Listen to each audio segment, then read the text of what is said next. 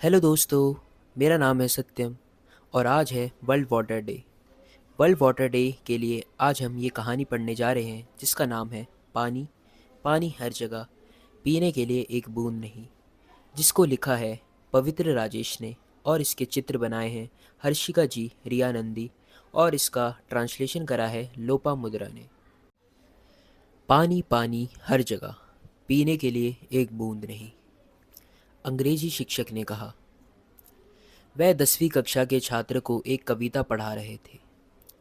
गोपाल कक्षा में अव्वल था। हालांकि वह एक अच्छा छात्र था, उसके शिक्षक और दोस्त उसे पसंद नहीं करते थे क्योंकि वह अपने बारे में बहुत सोचता था और बहुत कठोर हो सकता था।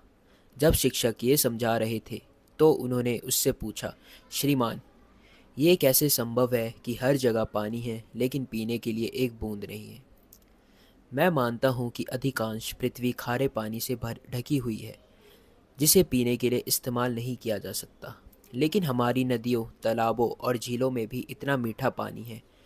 हम सब उस पानी का उपयोग कर रहे हैं। सर, ऐसा मत सोचो कि तुम कोई मतलब निकाल रहे हो। आपके प्रश्न के संबंध में यदि हम केवल ताज़े पानी का विचार करते हैं तो मीठे पानी के स्रोत लगातार कम हो रहे हैं, खासकर हमारे जैसे बड़े शहरों में। भूजल स्थल गिर रहे हैं, झीलें और तालाब या तो बहुत प्रदूषित हो रहे हैं या सूख रहे हैं। कुएं और टैंक भी अच्छी स्थिति में नहीं हैं। शिक्षक ने उत्तर दिया। जो भी हो, गोपाल ने हौले से कहा।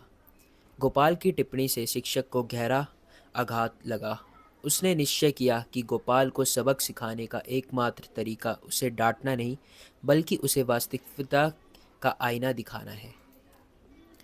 कुछ दिनों बाद कक्षा 10वीं के सभी छात्र के लिए वार्षिक पिकनिक का आयोजन किया गया। शिक्षक ने उन्हें जानबूझकर शहर के नगर निगम के जल विभाग ले गए। सभी छात्र चिल्ला रहे थे कि ये कितनी उबाऊ जगह है, क्योंकि ये एक विशाल कार्यालय जैसा दिखता है जहाँ लोग असहज दिखने वाली कुर्सियों पर बैठे हैं, मोटी फाइलों पर काम कर रहे हैं। शिक्षक एक ऐसे माध्यम आयु वर्ग के व्यक्ति के पास पहुंचा। वह अपने काले सींग वाले चश्मे के पीछे से रिपोर्ट पढ़ रहा था। तुम क्या कर रहे हो? उसने पूछा। शहर में पानी की कमी पर वार्षिक रिपोर्ट बनाना। शहर के दक्षिणी और पश्चिमी हिस्सों में अधिकांश पानी की टंकियां सूख गई हैं। मुझे नहीं पता कि हम उन क्षेत्रों में पानी की आपूर्ति का प्रबंधन कैसे करेंगे। हम उन्हें 3 दिन में एक बार पानी की आपूर्ति करते हैं, लेकिन मुझे लगता है कि अब हमें 7 दिनों में एक बार पानी देना होगा। वह शहर के गरीब क्वार्टर है। वह ज़्यादा विरोध नहीं करते, हालांकि वह अभी प्रभावित नहीं हो रहे हैं।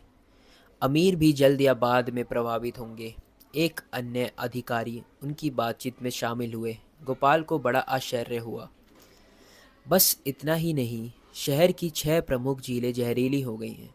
हमारे पास जल्दी कागज़ बनाने, जल विद्युत या मत्स्य पालन का प्रबंधन करने के लिए स्रोत नहीं होंगे। पहले अधिकारी ने कहा, हम इसे ख़त्म करने के लिए मौसम विभाग ने अविस्मरणीय वर्षा की भविष्यवाणी की है, जो भूजल सहित सभी जल स्रोतों को और खतरे में डालती है। ये मिट्टी के कटाव का कारण भी बनता है और इसकी उर्वरता की मिट्टी को लूटता है। इसलिए एक तरफ हम पानी की कमी का सामना कर रहे हैं और दूसरी तरफ हम पानी का विश्वदा से भी झूल रहे हैं। एक और चिंता की बात यह है कि आंकड़े बताते हैं कि हर 5 साल में एक बार कम बारिश के कारण अधिकांश क्षेत्र गरीब गंभीर सूखे के निश्चित चरण की चपेट में आते हैं। हमारा शहर अब कभी भी ऐसी स्थिति की चपेट में आ सकता है, शिक्षक ने कहा। गोपाल अब बहुत चिंतित था। ऐसा समय आने पर हम क्या करेंगे? क्या हमारे पास धुलाई, सफाई और घर के अन्य कामों के लिए पर्याप्त पानी होगा? एक युवा कार्यालय क्लर्क ने चिंतित हंसी। बेटा, घर के कामों के लिए पानी तो दूर की बात है, ऐसा भी हो सकता है कि हमारे पास पीने के लिए पर्याप्त पानी ना हो सकता है कि सरकार को एक सीमा तय करनी पड़े कि प्रत्येक व्यक्ति एक दिन में कितना पानी इस्तेमाल कर सकता है। तो मूल रूप से हमारे पास हर जगह पानी होगा, लेकिन शायद पीने के लिए भी पर्याप्त नहीं है क्योंकि इसका इतना शोषण किया गया है कि ये आगे उपयोग के लिए अनुपयुक्त हो गया है। महिला अधिकारी ने कहा। गोपाल को अपनी गलती का एहसास हुआ। उसके सहपाठियों और उसने चिंतित नज़रों का आदान प्रदान किया। उन्होंने कविता की पंक्ति को याद किया, पानी पानी हर जगह, पीने के लिए एक बूंद नहीं। क्या ऐसे होने से रोकने के लिए कुछ नहीं किया जा सकता? गोपाल ने पूछा। ठीक है, सब कुछ सरकार पर छोड़ने के बजाय हमें नागरिकों के रूप में पानी के महत्व के बारे में पता होना चाहिए। हमें होशपूर्वक अपने घरों, स्कूलों, कॉलेजों और कार्यालयों में पानी बचाना चाहिए। हमें जल प्रदूषण के खिलाफ अपनी चिंताओं को उठाना चाहिए ताकि सरकार पर हमारे संसाधनों को बचाने के लिए आवश्यक कदम उठाने का दबाव महसूस हो।